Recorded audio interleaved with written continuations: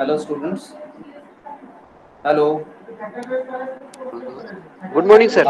Good morning. Is it clear? The voice is clear.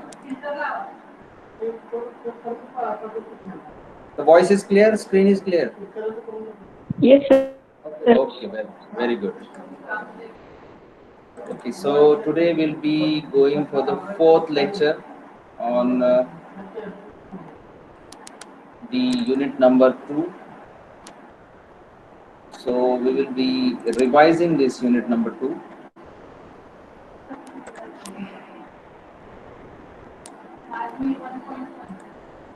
So okay, so we will start with from the beginning. It will be a revision of unit number two. So let us start one by one. So we have already defined embedded systems for IoT. A system is an arrangement in which all its units assemble work together according to the set of rules. The embedded actually means something that is attached to the another thing. Embedded system can be thought of as a computer hardware system with software embedded in it. An Internet of Things is an in network of physical objects or person or idea called as things that are embedded with software, electronics, network, and sensors that allow these objects to collect and exchange the data. So overall, the embedded system for IT, we have seen all the three words, all the four words, in fact, about how embedded systems and IT are connected with each other. Then this importance of this chapter is embedded system will be at a cornerstone for deployment of many IoT solutions. Major players in embedded systems are bringing the transformation into their products by taking the advantage of the growing market. And the embedded systems in IoT applications include networking hardware to home automation. So this is the importance of the chapter. Then comes what is an embedded system. So we have seen an embedded system can be independent system or it could be a part of a larger system. So we can see that there are a lot of embedded systems that have been on a large, and there are small embedded systems which can be the part of the large embedded systems. Embedded system is a microcontroller or a microprocessor system which is designed to perform a specific task. So we can design the embedded systems for a specific defined task. For example, a fire alarm is an embedded system as when it gives alarm when the it detects a smoke. So that could be an embedded systems. Then the characteristics of embedded systems. The first one is a single functioned embedded system. An embedded system usually performs a specialized operation and does the same repeatedly. For example, pager always function as a pager, that is a single function, यानी कि जो single function है वो एक काम repeatedly करता जाता है. फॉर एग्जांपल आपका पेजर जो कि फंक्शन करता है उसका पेजर का. Then tightly constrained, all the embedded systems have constraints on design matrix. All the embedded systems have constraints on design matrix, and these design matrix is actually a measure of implementation of features such as its cost, size, power, and performance. It must be of a size to fit in a single chip and must perform fast enough to process the data in real time and consumes minimum power to extend the battery. So this is what the tightly constrained is about. Then the reactive and real time. So many embedded systems must really usually react to the changes that is happening in the environment and must compute certain results in real time without any delay. There is also an reactive and real time characteristics. Example, you can see that there is a car cruise controller which continuously monitors and reacts to the speed and the brake sensors. So the controller always reacts to the speed and brake sensors, means it is reacting to the sensors information. So it must compute acceleration repeatedly within limited time, as a delay computation can result in failure to control the car. So if there is a delay in giving the responses, the sensors, if finds an delay in the responses, then you can see that there could be a failure to the control of the car. Henceforth, the reactive and real time is also very good characteristics of embedded systems in order to give an responsive reaction. Then microprocessor based or microcontroller based embedded systems can be also there.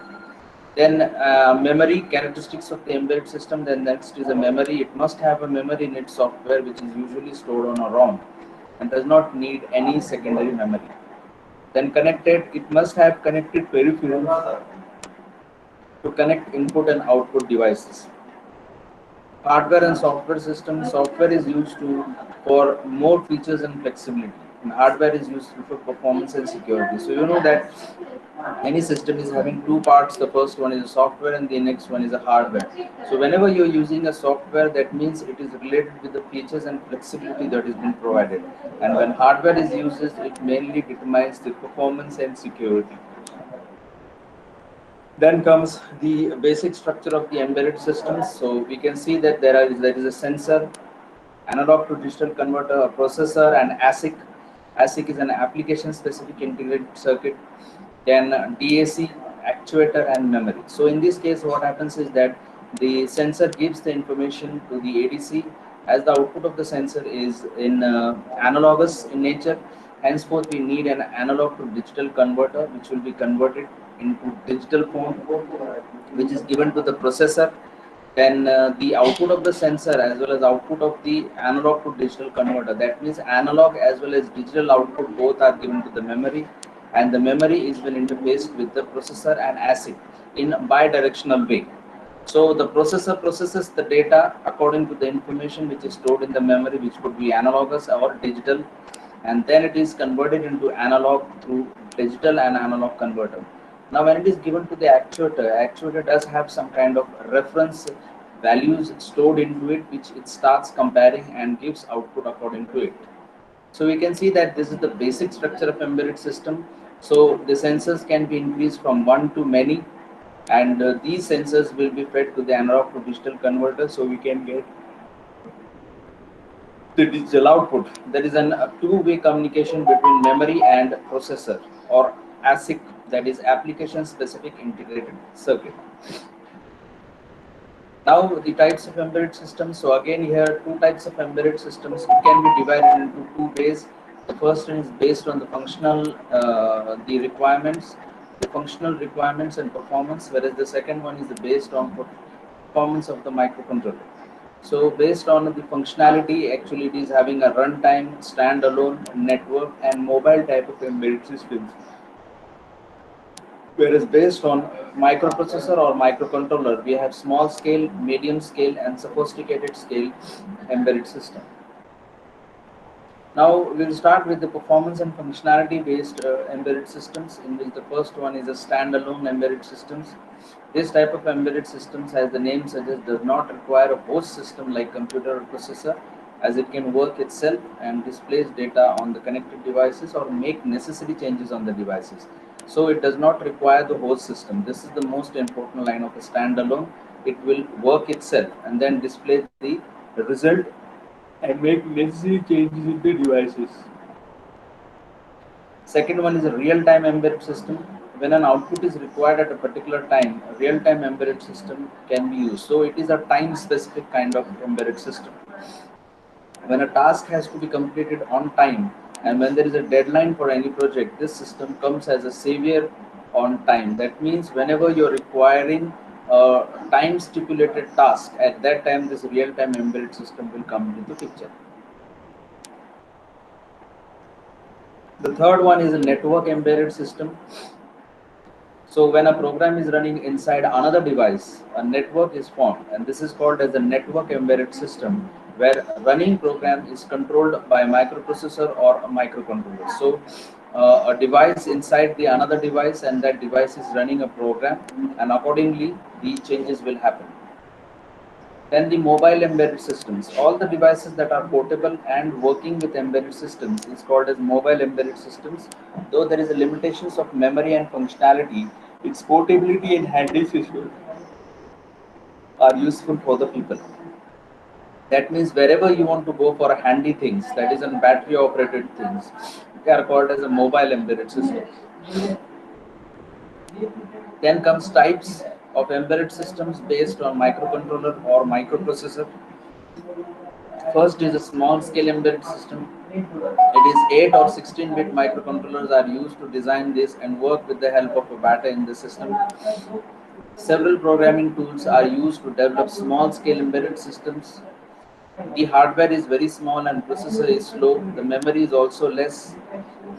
The codes for developing these embedded systems can be written with the help of IDE. So we can imagine that there is a small scale embedded system which is having 8 or 16-bit microcontrollers. Then it is a small scale, hence we can say that the hardware is small as well as the speed of the processor is slow. The memory is also less. So this small scale embedded systems could be like a very small scale embedded system which is a microcontroller based operating a motor. You're switching on off motor. That could be the example of a small scale embedded system. But even though even if it is a small scale, it has to be written in with the help of it can be written with the help of an any IDE. Then second is the medium scale embedded system. So in medium scale embedded systems, we can see that it's a 16-bit or 32-bit microcontrollers can be used to develop this system. Then the processors that can be used are DSP or RISCs. Then the hardware and software functionalities are complex, and several coding languages can be used as a programming tool. Then a medium scale embedded systems also requires IDE for the program, and we can use medium scale systems in high-end applications with large memory and processing data. So clear cut is that in small scale 8 to 16, 8 or 16 type bit microcontroller can be used. In medium scale you can use 16 bit or 32 bit microcontroller. So as the bit increases, you can say that the processor could be also increased there. A microprocessor or microcontroller can be used. In this case it could be DSP processor or RISC architecture. Then the third one is the sophisticated embedded systems. The more complex embedded system with all the difficult complexities of hardware and software that makes system useful for all is called as sophisticated embedded systems. These systems requires registers of huge memory, scalable processors, and IPs so that system can work well in the environment. So the big difference is that it is having a complex hardware and software. As far as the memory is required, it is requiring a huge memory. The scalable processor is there, so which is the difference between last two and this one is they are having the scalable processors and IP so that system can work well in the environment. They are used in systems with graphical screens, touchpads, and cutting-edge options with where software and hardware are equally needed for the performance. So, in addition to the processors used, most complex hardware and software used, there can be also with the graphical scheme, touchpads, and software and hardware which are equally needed for the performance. Then, after finishing the types of embedded systems, we can move to the role of embedded systems in IoT. So, the role of embedded system is a very important because we have been studying the the embedded systems can play a very crucial role in case of IoT. So the embedded systems are low power consumption units that are used to run specific tasks. For example, remote control washing machine, micro ovens, RFID tags, sensors, thermostats, and used in various applications. So we could see that the embedded systems consumes low power and it could be useful to run the specific tasks such as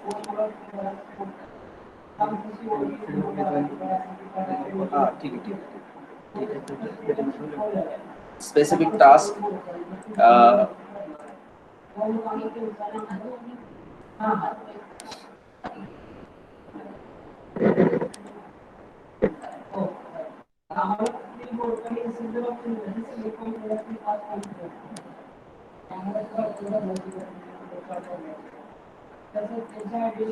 Okay, so role of embedded system in IoT is that it could be the embedded systems are low power consumption units that could be useful for running a specific task. So we can design embedded systems for in IoT like using, for example, remote control washing machines, micro ovens, RFID tags, sensors, and in various applications. Then second one is a networking hardware such as switches, routers, modern mobile phones, PDAs, that is a personal digital assistants, etc. Usually, embedded devices are the part of a larger devices where they perform a specific task for the device. So I have already explained that embedded systems could be a small embedded systems or it could be a part of a larger embedded system. In home automation, embedded systems can be used as wired or wireless networking to automate and control light, security, audio, visuals, then sense climate change, monitoring, etc. The area that are going to transform are RTOS, microprocessor, microcontrollers, followed by the memory footprints, networking, open source communication, and developers. So when you design an embedded systems for IoT or when you're going to use embedded systems in IoTs, there are some specific requirements that has to be satisfied. And if these are to be satisfied, then we have to see that whether how much embedded systems will be used in IoT or could be useful in the IoTs. So there are some specific requirements. Like first is that should perform specific tasks, should perform some specific task, then must have a ROM, RAM, then must read input, real-time computations, must produce output, timely task execution. So these are the requirements that in order to have the role of embedded systems in the IoT. Now, what are the examples of embedded systems? Some of the examples that may be laser printer, digital camera, automotive embedded systems, automatic washing machine, then personal digital assistants, that is PDA, industrial robots, automated tailor machines, calculators. So these are some examples of embedded systems. Now, what are the advantages of the embedded system? Because these advantages will be helpful while designing embedded systems for IoT. It is able to cover a wide varieties of environments, less likely to incur errors. This is the most important. Then embedded systems have a simplified hardware which reduces the overall cost. Then offers an enhanced performance. Then the embedded system is useful for the mass production. The embedded system is highly reliable, so you can rely on it. It has very few interconnections. The embedded system is small in size. It has fast operation, offers improved product quality. It optimizes the use of system resources. It has low power operation. So the last one is also very important because it also comes under the requirement of the embedded system while designing for IoT. So it is a low power operation also. It incurs less error is also by far the most important. And third one, it is highly reliable. You can depend on this. So as it is having some advantages, it also has some disadvantages. The first one is to develop an embedded system needs a very high development effort. Means you have to really put a very hard work behind developing the embedded systems. So this is the drawback that you have to put a lot of effort. You have to go for high development efforts. Then it needs a long time to the market. Then embedded systems do a very specific task, so it can't be programmed to different things. Yes, it is also a very important disadvantages, because what happens is that when you design the embedded system for a particular task, then you can make some changes or modifications in that program only which is designed for the specific task. Other, if you want to design for the other applications or any other different task, then you have to design it from the scratch. So at a time only one embedded systems can work out for a particular specific task only. The other, for that other you can design, but that could be also again a specific task only. So according to this, embedded systems do a very specific task. It cannot be used for reprogramming to carry out the other task. Then again you have to go for the different embedded systems. So this is the limitations to it. Then embedded system offers a very limited resource for memory. So there is some kind of memory less. That is a disadvantage. It does not offer any technological improvement. जैसे मैंने कहा कि वो एक specific task के लिए कर सकता है. It is difficult to get the backup of the embedded files. Now, these are some of the applications of embedded systems. The first one is robotic science. So, in robotic science, like ground vehicles, drones, underwater vehicles, industrial robots can be designed. The medical also embedded systems can be used, like dialysis machine, infusion pumps, cardiac monitor, etc. For automotive, engine control, ignition system, brake systems, ignition systems. Then for network, router, hub, gateways, home devices like TV, digital alarm, air conditioner, DVD videos, players, cameras, etc. For automobiles, that is fuel injection, lightning system, door locks, airbags, windows, and PAS, that is parking assistant system.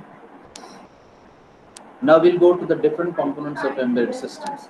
So basically there are two components. One is the application software and the next one is the platform. So one is application software, the next one is a platform. Under platform you will be having again hardware and software. Under platform you will be having again hardware and software. So again I'm saying that you can write down as a three components also. You can also write it out as a two components also. So when you have three components, when you're writing three components of the embedded system, you can write hardware, software, and real-time operating system. When you're writing two components of embedded system, then there are two components are the application software and the second one is the platform. And under platform there will be again hardware and software. So anyhow you can write down in any ways. If the question comes in the exam that what are the various platforms of the embedded systems, then you have to write down the information of hardware and software. The hardware may be sensors, ADCs, processors, or it may be ASIC, DAC, actuators, and the software may be a bootloader, operating system, or the system program. Now we'll see one by one what are the hardware components of embedded systems.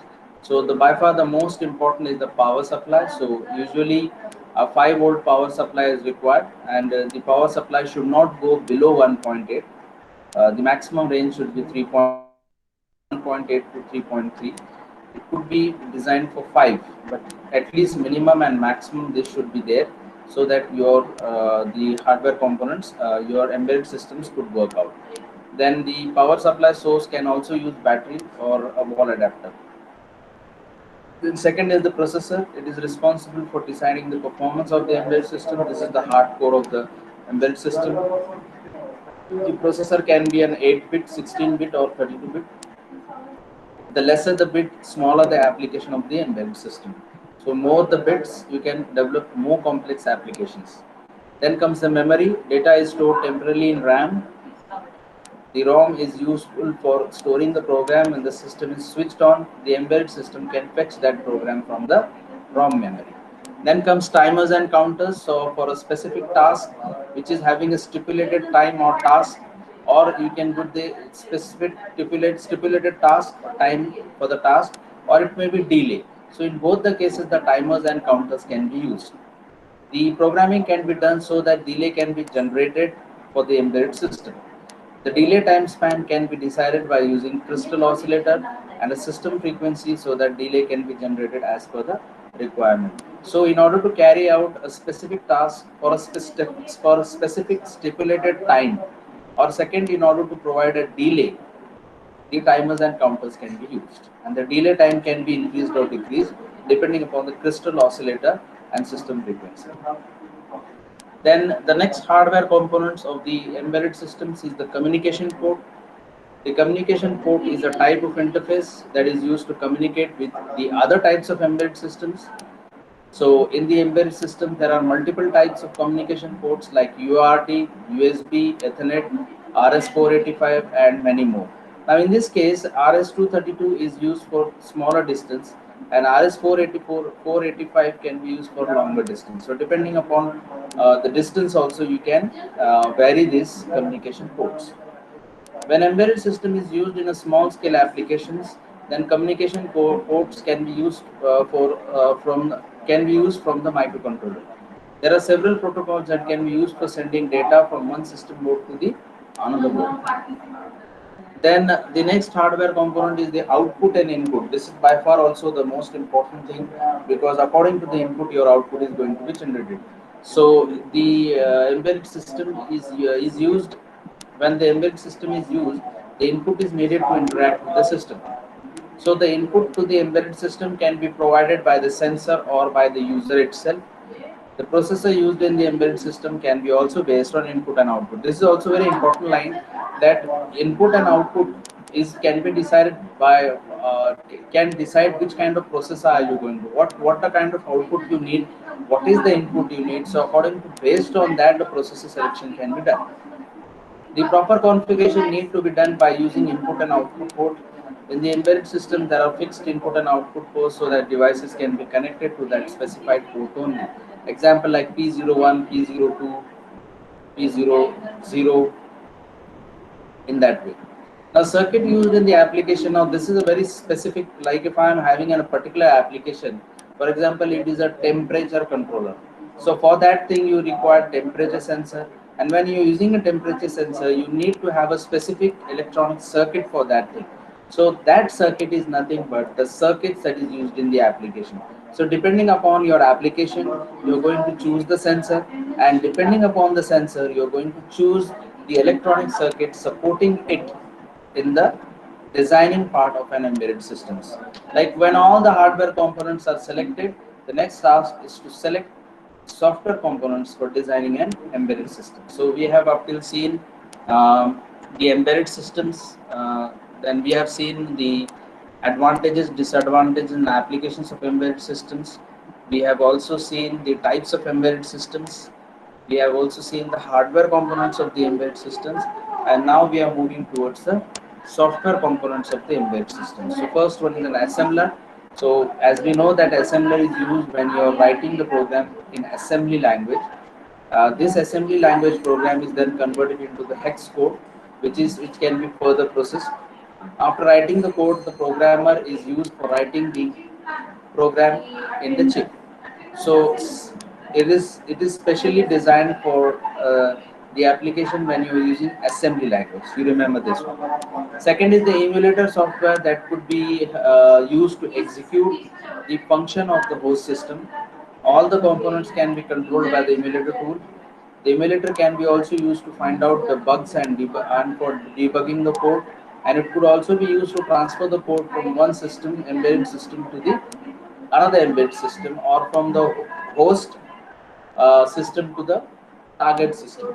So emulator is specially been, I could say that it can be used for finding bugs in your program, and second is transferring the code from this host to the destination PC.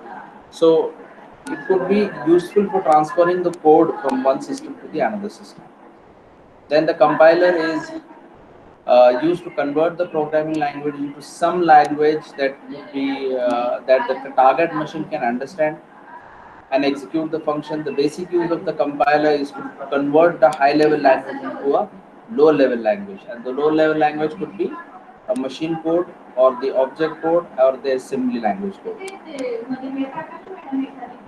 Now, the next part is the operating system. So, the operating system is also by far the most important because in order to manage the computer hardware, you need some kind of thing that is called as the operating system.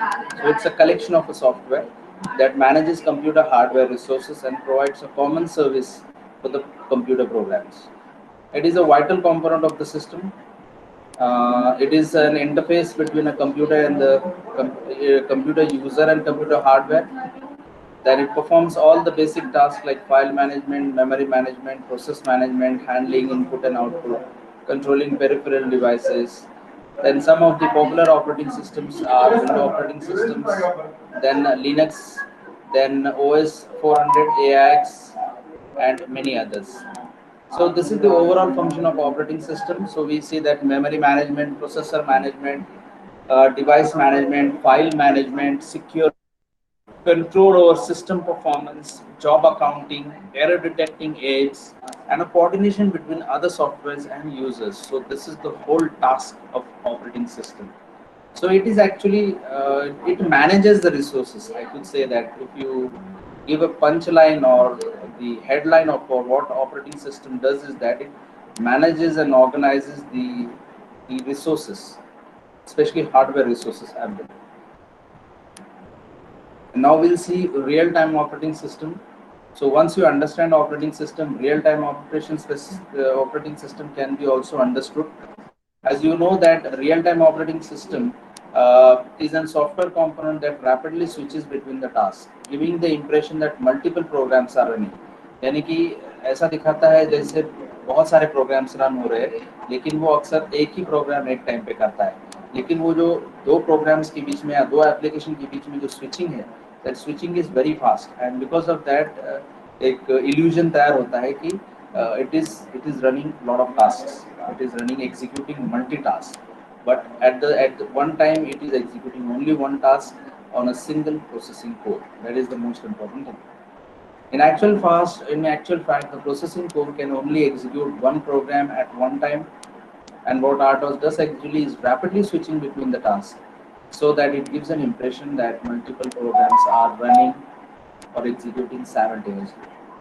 The RTOS supervises the application software and provide a mechanism to let the processor run a process as per the scheduling by following the plan to control the latencies. Now, let us see that when you understand OS, you are understanding RTOS. Now, which one to use is going to be the next question, and why? If you're choosing any one, then why that has to be? See, the RTOS defines the way the system works. It sets the rule during execution of application program. A small scale embedded system may not have RTOS, so depending upon the application, you can use RTOS. Like in medium scale or in a sophisticated scale, you can use RTOS. In small scale, it doesn't require. And difference is that, and it can differentiate in two ways. The first is that it provides non-deterministic soft real-time response, where there is no guarantee to which task will be completed, but they will try to responsive to the user. उनको जो काम दिया है वो काम करेंगे, लेकिन और दो तीन काम दिए हैं तो उसमें से कौन सा काम होगा इसका कोई अंदाज़ा नहीं लगा सकते. So it's a soft real time response. But real time operating system gives a hard real time response. Means what? It executes the response. It gives a deterministic response to any external event that is been given to it. Now see, operating system is having some scheduling algorithms like Robin, cooperative, round robin, hybrid scheduling. But real time operating system is a priority based scheduling. यानी जो काम उसको priority पे दिया गया है वो काम वो पहले करेगा and then it will execute the next one. So that is the difference here. So it is a non-deterministic soft real-time response, and there is a deterministic hard real-time response. Here scheduling algorithm is mostly used as hybrid or cooperative scheduling, and in this case the priority scheduling is done. This priority scheduling actually means that it works or executes a task according to the priorities. So whichever thing you are going to give as a priority, it will execute the first. So in that way, in that case, what happens is that if it is given the priority of task number 2, then it will stop task 1 for a while, and after finishing task 2, it will go back to task 1. So in this way, it's a priority based scheduling can be done. Then why use the real-time operating system? So some of the features is that priority-based scheduling. So we have seen that abstract timing information, maintainability, extensibility, modularity, promotes team development, easier testing, code reuse, improved efficiency, ideal processing. So these are some of the features of why to use real-time operating system. Now we'll move towards IDE. This is nothing but integrated development environment, which enables the program to write and complete the program for different aspects in order to consolidate the different aspects. It actually increases the program's productivity by combining some activities by writing software into a single application, that is editing source code, building executables and debugging. Then IDE presents a single program in which all development is done. This program typically provides many features like compiling, deploying, and debugging. Then modern IDEs have code completion. It provides facility to computer programs for software development, and some IDEs contains compiler, interpreter, or both. So it depends on which kind of compiler or interpreter you're using, or it could be used a combination of both.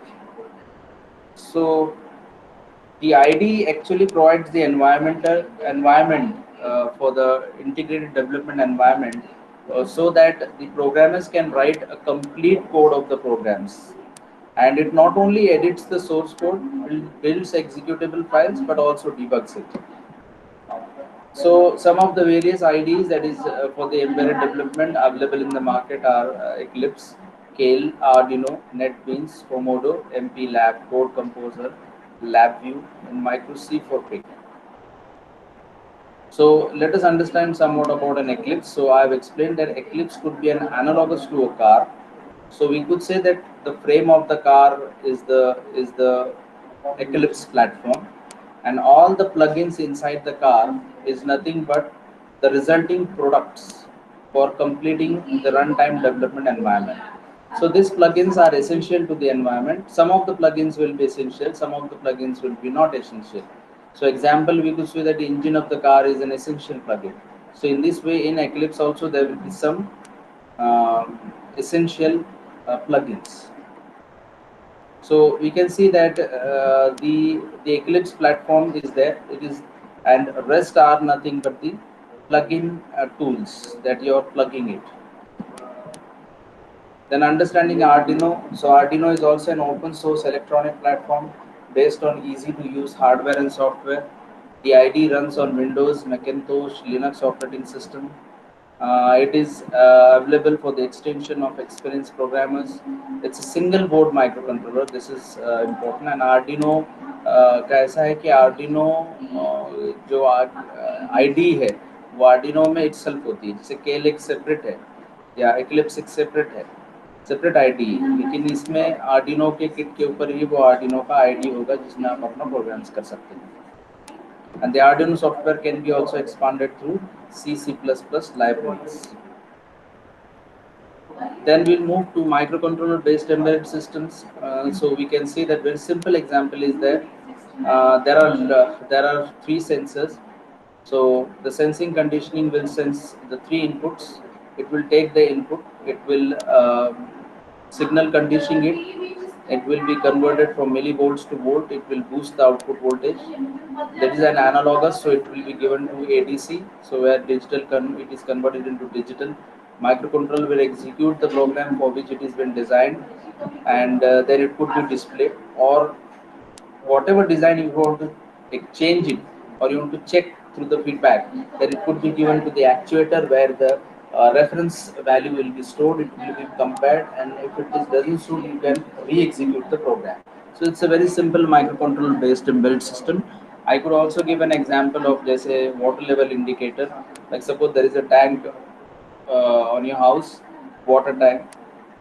So there is a water sensor which is kept into that. So up till the time when the sensor touches the water in the tank, the motor will be off. As soon as the water level goes down, the motor will be on. So you can choose your reference level up till where when the motor should turn on. So you have to keep that sensor quite till the bottom of the tank. So according to that, it will sense and then it will turn on or off the motor. Then after the microcontroller based embedded system, this is the another one is Linux based embedded system. So now in order to understand this Linux based embedded system, we need to understand how the Linux can be found in embedded systems. It is found in many sizes, from mobile phones, home appliances, etc., or vehicles. And why this Linux can be used for the embedded system is because of its popularity, that is, it's an open source, very strong and committed community. And second, the most important is that it is continuously improved by the users, programmers, and henceforth it is always tested. So it is constantly tested, and henceforth it gives you better results as compared to the other operating systems. Then example of Linux operating system, in-flight entertainment system, Linux-based embedded systems can be used in cafe and bake shops or in the gas station pumps, where the Linux bootloaders can be seen while displaying the result, while displaying the messages. Then comes the Linux-based embedded system components. So there are divided into two sections. The first one is the root file system, and the down is Linux kernel, bootloader, device tree, and hardware. So bootloader actually software executed to power up to set up the hardware to run the operating system. Software executed to power up to set up the hardware. So for powering up, you need to have a bootloader to run the operating system. Then device tree, a tree data structure with nodes that describe the physical devices in the hardware needed by the Linux kernel to initialize properly the device drivers. So this is for initializing. And Linux kernel is a code providing all the services to manage the hardware resources. So kernel your manages the hardware resources. System program is user-friendly utilities to access operating system services. Then application software implementing the functionalities to be delivered to the embedded system user. So obviously the ultimate result is application. And root file system is actually container of the Linux kernel configuration files. The system is actually root file system is the container of the Linux kernel configuration file, the system programs and applications. So this is how the different blocks are explained. So I do feel so these are the assignments. Like in first also I have given some of the assignments. You can do these assignments. Yes, so have you got it? Yes, have you got it, students? Hello. Hello. Yes, yes, sir. Okay, okay. So now we'll take the attendance.